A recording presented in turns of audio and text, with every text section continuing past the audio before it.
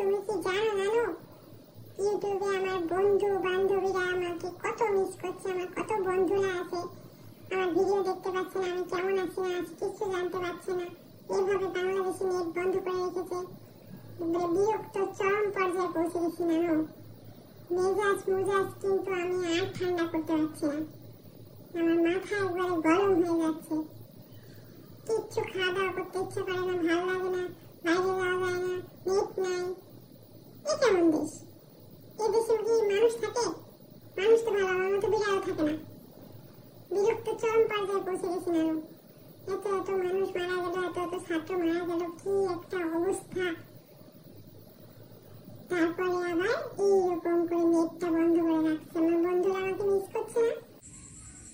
হ্যাঁ তো সোনা, তোমার বন্ধুরা তোমাকে অনেক মিস করছে। ভাবছে টুকু কেমন আছে, সেফ আছে কিনা, ভালো আছে কিনা, এগুলো তো অনেক চিন্তা করছে তোমার বন্ধুরা।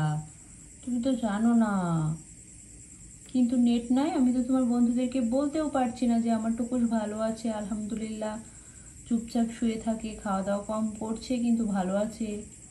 তার মধ্যে আবার গরম। আমি তো বন্ধুদেরকে বলতে চাচ্ছিলাম কিন্তু নেট নাই, কি করব বলো? তুমি এরকম ঠান্ডায় শুয়ে আছো,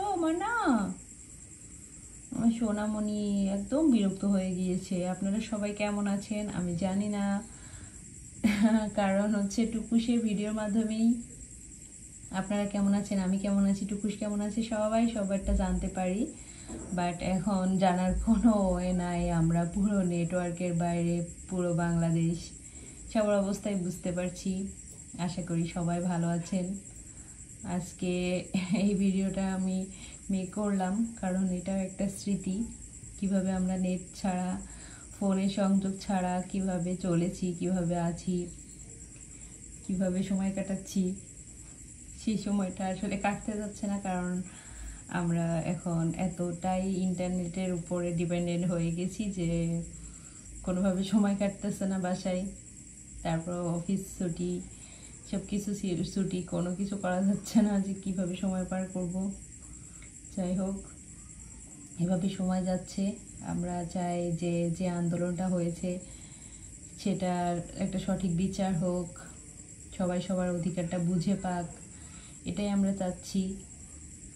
এটা আল্লাহ তাআলার কাছে কামনা।